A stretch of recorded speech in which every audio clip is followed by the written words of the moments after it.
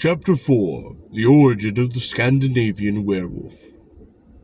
One of the great advantages of the study of Old Norse or Icelandic literature is the insight given by it in the origin of worldwide superstitions. Norse tradition is transparent as glacier ice, and its origin is unmistakable. Medieval mythology, both rich and gorgeous, is a compound like Corinthian brass, into which many pure ores have been fused. Or it is a full turbid river drawn from numerous feeders, which had their sources in remote climes.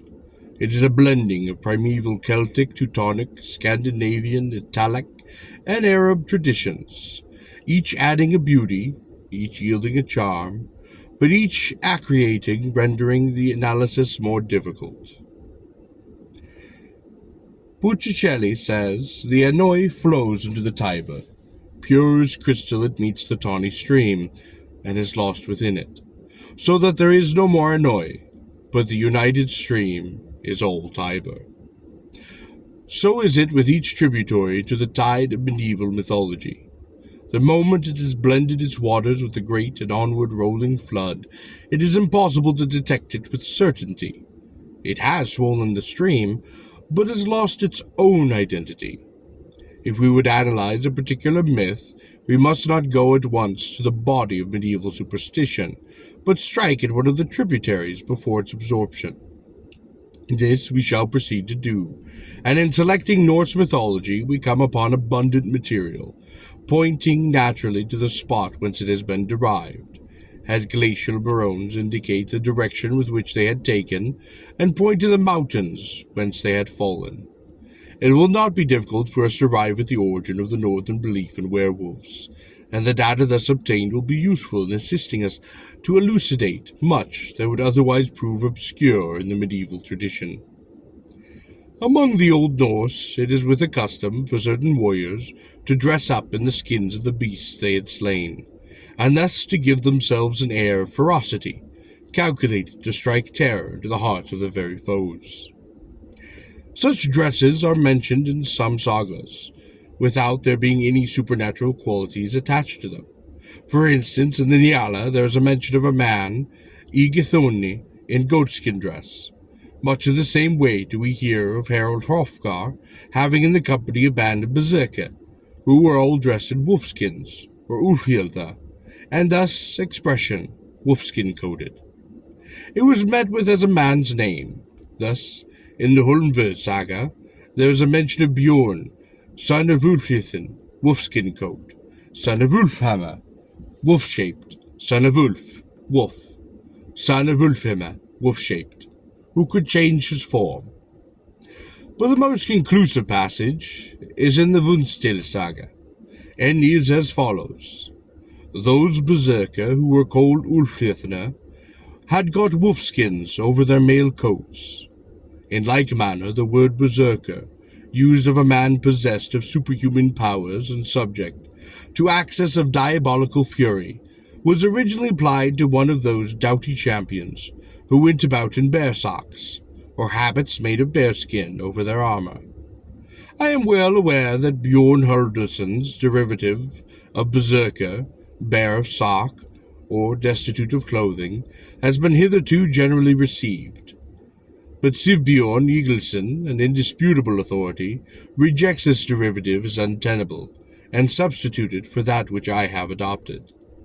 It may be well imagined that a wolf or bearskin would make a warm and comfortable greatcoat to a man, whose manner of living required him to defy all weathers, and that the dress would only give him an appearance of grimness and ferocity, likely to produce an unpleasant emotion upon the beasts of a foe. But also the thick fur might prove effectual in deadening the blows rained on him in combat. The berserker was an object of aversion and terror to the peaceful inhabitants of land, his evocation being to challenge quite country farmers to single combat, as the law of the land stood in Norway. A man who declined to accept a challenge forfeited his possessions, even to the wife of his bosom, as a poltrum unworthy of the protection of the law, and every item of his property passed into the hands of his challenger. The berserker accordingly had the unhappy man upon his mercy. If he slew him, the farmer's possessions became his, and if the poor fellow declined to fight, he lost all legal right to his inheritance. A berserker would invite himself to any feast, and contribute his quota to the hilarity of the entertainment, by snapping the backbone or cleaving the skull of some merrymaker who incurred upon his displeasure, or whom he might single out for murder, for no other reason than the desire to keep his hands still within the practice. It may well be imagined that popular superstition went along with the popular dread of these wolf and bear-skinned rovers, and that they were believed to be endued with the force, as they certainly were with the ferocity, of the beasts whose skins that they wore. Nor would superstition stop there, but the imaginative of the trembling peasants would speedily invest these unscrupulous disruptors of the public peace with the attributes hitherto appropriated to trolls and jotuns. The incident mentioned in the Volsung saga of the sleeping men being found with their wolfskins hung to the hall of their heads is divested of its improbability, if we regard these skins as worn over their armor, and the marvelous in the whole story is reduced to a minimum. Then we suppose that Sigmund and Sinful stole these for the purpose of disguising themselves, whilst they lived a life of violence and robbery. In a similar manner, the story of the northern Beauty and Beasts in Hrulf's Saga Kraka is rendered less improbable, on the superstition that Bjorn were living as an outlaw among the mountain fastnesses in a bearskin dress, which would effectively disguise him, all but his eyes, which would gleam out of the sockets upon his hideous visor, unmistakably human. His very name, Bjorn, signifies a bear, and those two circumstances may well have invested a kernel of historical fact with the romance of fable. And if divested of these supernatural embellishments, the story would resolve itself into the very simple fact of there having been a king Hrign of the Updales, who was at variance with his son, and whose son took to the woods and lived a berserker life, in company with a mistress, till he was captured and slain by his father. I think that the circumstances insisted upon by the saga writers, of the eyes of the person remaining unchanged, is very and truly significant, and points to the fact that the skin was drawn over the body as a disguise. But there is other ground for superstition to fasten upon the berserker, and invest with them the supernatural attributes. No fact in connection with the history of the Northmen is more firmly established on reliable evidence than that of the berserker rage, being a species of diabolical possession. The berserker were said to work themselves up into such a state of frenzy, in which a demonical power came over them, impelling them to acts from which in their sober senses they would have themselves recoiled. They acquired the superhuman force, and were as invulnerable and as insensible to pain as the Jansenist convulsionists of St. Medard. No sword would wound them, no fire burned them. Clubs alone could destroy them by breaking and shattering their bones or crushing into their skulls. Their eyes glared as though a flame burned within their sockets. They ground their teeth, frothed upon the mouth, and gnawed upon their shield rims, and are said to have sometimes bitten them through. And as they rushed into conflict, they yelped as dogs and howled as wolves.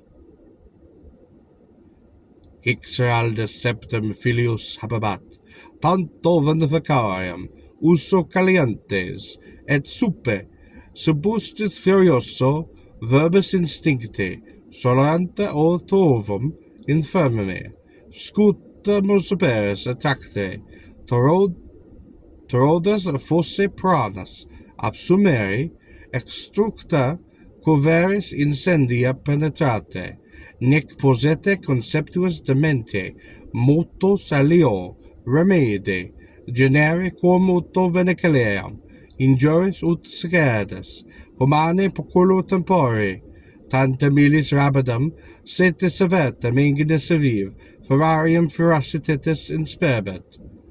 The Saxogram. 7.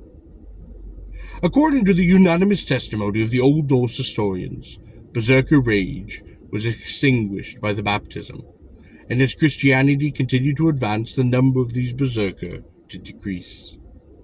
But it must not be supposed that this madness of possession came only on those persons who predisposed themselves to be attacked upon by it. Others were afflicted with it, who vainly struggled against its influence, and whose terrible lamenting of their own ability to be seized with these terrible accesses of frenzy, such as Throrir Igmund's son, of whom it is said in the Vutensdale saga that at times there came over Thor berserker fits, and it was considered a sad misfortune to such a man, as they were quite beyond his control. The manner in which he was cured is remarkable, pointing as it does into the craving of the heathen mind for a better and more merciful creed. Thorgrim of Kronsia had a child by his concubine Vereda, and by the order of his wife the child was carried out to perish. The brothers, Thorstein and Throrir, often met, and it was now the turn of Thorstein to visit Throrir, and Throrir accompanied him homeward. Upon the way, Thorstein asked Throrir which he thought was the first among the brethren, and Throrir answered that the reply was easy, for you are above us all in discretion and talent. Your Kull is the best in all perilous adventures, but I added, I am the least worth of us brothers, because the berserker fits come over me, quite against my own will, and I wish that you, my brother, with your shrewdness, would devise some help for me. Thorstein then spoke. I have heard that our kinsman Thorgrim has also suffered this little babe to be carried out, at the instigation upon his wife. But this is ill done. I think also that it is a grievous matter for you to be different in nature than other men. Throrir asked how he could obtain release from his affliction. And then said Thorstein, Now will I make a vow to him who created the sun, for I ween that he is most able to take the ban off you. And I will undertake for his sake in return to rescue the babe, and to bring it up for him, till he who created man shall take it to himself, and for this I reckon he will do. And after this they left their houses, and their child, and a thrall of Throrir, and found it near the Merrim River. They saw that the kerchief had been spread over its face, but it had rumpled it up over its nose, and that the little thing was all but near dead. They took it up, and they fitted it home to Thorir's house, and he brought the lad up, and called him Thorkel Rumpi. As for the berserker fits, they came upon him no more. But the most remarkable passages bearing upon our subject will be found in the Egla. There was a man, Ulf, with a wolf by name, son of Bealfi and Halbera. Ulf was a man so tall and strong that the like of him was not to be seen upon the land at that time. And when he was young, he was out the Viking and harrying, and he was a great landed proprietor. It was his wont to rise early and to go about with the men's work, or to the smithies, and inspect his goods upon his acres, and sometimes he talked with those men who wanted his advice, for he was a good adviser. He was clear-headed. However, every day, when it drew towards dusk, he became so savage that few dared exchange a word with him, for he was given to dozing upon the afternoon. People said that he was given to change form, or Hammermer, as he was called the evening wolf, or Viltulfa. In this and the following passages I do not consider Hammermer to have its primary significance of actual transformation, but simply to mean subject to fits of diabolical possession, under the influence of which the bodily powers were greatly exaggerated. I shall translate pretty freely from the most interesting saga, as I consider that the description of giving in the Kvidfra and its fits greatly eradicate our subject. Kvildulf and Skalgrim got news during summer of an expedition. Skalgrim was the keenest sighted of men, and he got sight of the vessel of Halveld and his brother, and recognized it upon once. He followed their course and marked the haven into which they entered at eve, and he turned to his company, and told Kvildulf of what he had seen. Then they brushed them and got ready for both their boats, in which they put 20 men, Kvildulf steering one, and Skalgrim the other, and they rowed in quest of their ship. Now when they came to the place where it was, they lay to. Halvard and his men had spread an awning over the deck, and were asleep. Now then Kvildulf and his party came upon them. The watchers who were seated upon the end of the bridge sprang up and called to the people on board to wake up, but there was danger in the wind, so Halvard and his men sprang to arms. There came Kvildulf over the bridge, and Skalgrim with him into the ship. Kveldov had in his hand a cleaver, and he bade his men go through the vessel and back away the awning, but he pressed on to the quarter-deck. It is said the werewolf came over him, and many of his companions. They slew all the men that were before them, and Skallagrim did the same as he went round with vessel. He and his father paused not till they had cleared it. Now then Kveldov came down upon the quarter-deck, and he raised his cleaver, and he smote Halvard through the helm and head, so that the haft was buried upon the flesh. And he dragged it to him so violently that he whisked Halvard into the air, and flung him overboard. Skallagrim cleared the forecastle, and slew Stigthig. Many men flung themselves overboard, but Skallagrim as a man took to the boat and rowed about, killing them all that they found. Thus perished Halvard with 50 men. Skallagrim and his party took with the ship and all the goods which had belonged to Halvard, and flitted it into the wares of their own vessels. Then, exchanging ships laden with capture, but quitting their own, after which they filled their old ships with stones, broke them up, and sank them. A good breeze sprang up, and they strewed out to sea.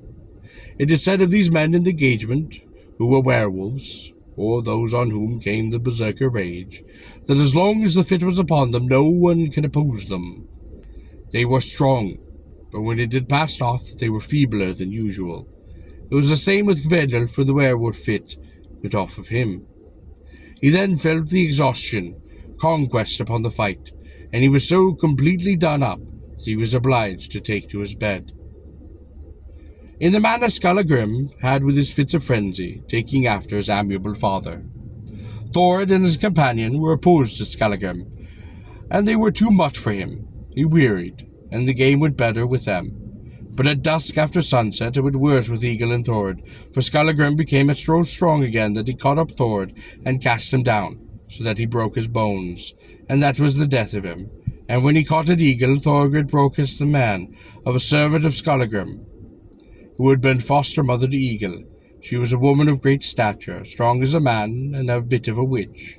Brock exclaimed, "Skallagrim, are you now falling upon your son? Hamaz pu at sinim thinium." Then Skallagrim let go his hold of Eagle and clutched upon her.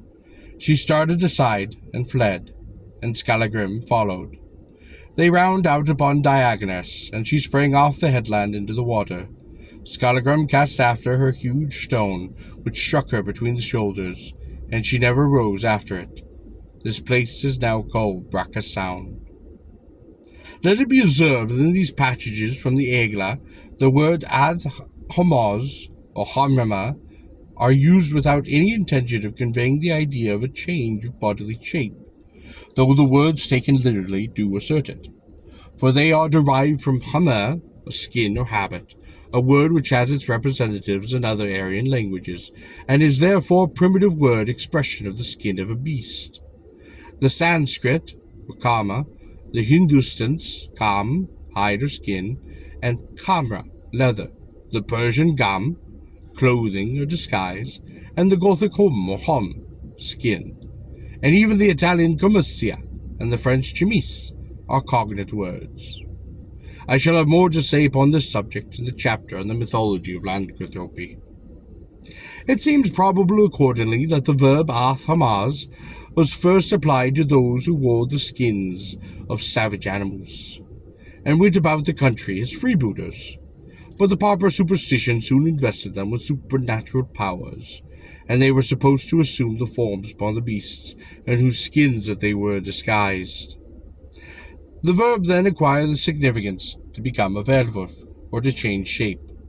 It did not stop there, but went through another change of meaning, and was finally applied to those who were afflicted with proximiums of madness, or to demonic depressions. There was not the only word connected with werewolves which helped upon the superstition. The word vaga, or wolf, had a double significance, which would be the means of originating many werewolf story. Vaga is the same as ulge, restless. Aga being the same as the Anglo-Saxon erg. Vaga had its double significance in Norse. It signified a wolf, and was also a godless man. This Vaga is the English ver in the word werewolf, and the grower and the grower or varu in French. The Danish word for werewolf is Valf, the Gothic Varulf, and the Romans Dagan. It is Livaro, Segentele Biste, in the Vera de Sahidevons of Gatharan de Const. Celu deserve, celu garol, et sun de belle, qual sahal, no penteste demos mordere. Here the Lupagur is a devil. The Anglo-Saxons regarded him as an evil man, a vag, a scoundrel, a Gothic vas or fiend. But often the word meant no more than outlaw. Plaquet in its Contus Pompeilus tells us that the ancient Norman laws said of the criminals condemned to outlawry for certain offences, vagus estos, or be an outlaw. In like manner, the lex riperia, vagus it ho est expulsus, and the laws of Canute, he is called werewolf. And the Salic law orders sequis corpus jam speltem effordet a telvete vagus it. If any shall have dug up or deprived an already buried corpse, let him then be a vag. Sidonius Apollonius says, Unum fanaeum quam forte vagarum, hac anam nomine indigenis Italias non copante, as though the common name by which those who lived a freebooter life were designated as vogue. In the manner Palgrave assures us in his Rise and Progress of the English Commonwealth, that among the Anglo-Saxons an outlig or outlaw was said to have the head of a wolf. If then the term was applied to one time to a wolf, at another the outlaw who lived the life of the wild beast. Away from the haunt of man, he shall be driven away as a wolf, and chased so far as men chase wolves farthest, was the legal form of sentence. It is certainly no matter of wonder that stories of outlaws should have become surrounded with the mythical accounts of their transformation into wolves. But the very idiom of the Norse was calculated to foster the superstition. The Icelanders had curious expressions with which were sufficiently likely to have produced misconceptions. Snorri not only relates that Odin changed himself into another form, but he adds that by his spells he turned his enemies into boars. In precisely the same manner does the hag, Ljot in the Wunderser saga,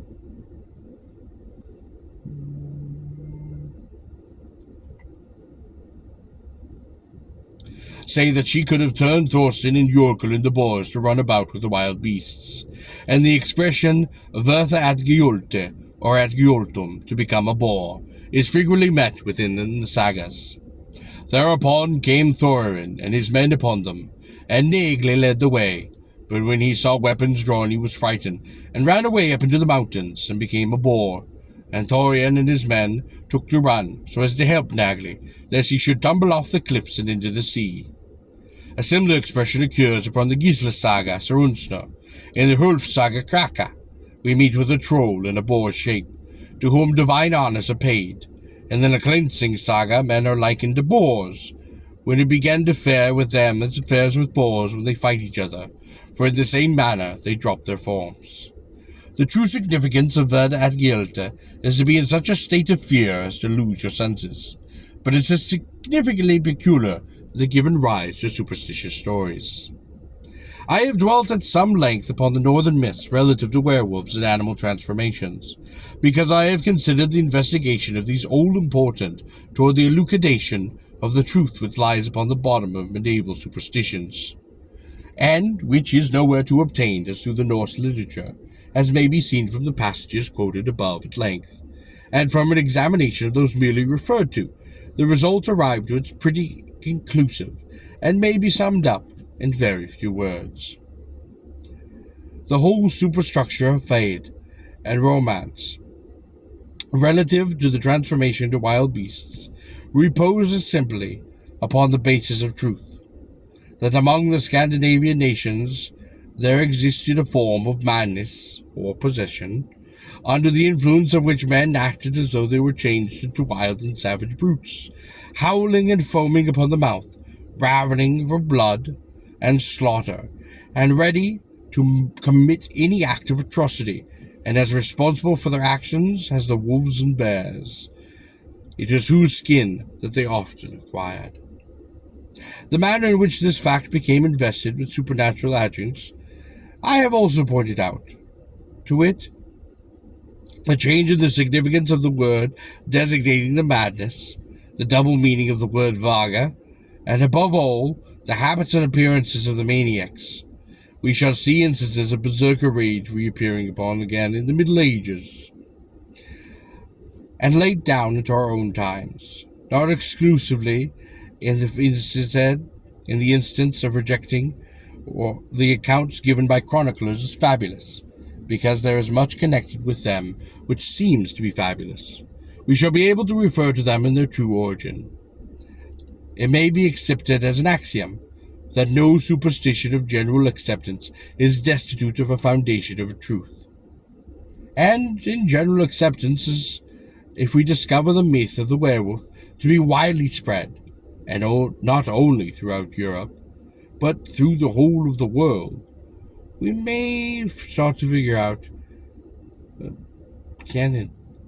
we may be able to widely spread throughout Europe and through the whole world. We may rest assured that there is a solid core of fact, round which popular superstition is crystallized, and the fact is the existence of a species of madness, during the access of which the person afflicted believes themselves to be a wild boar, and acts like a wild beast.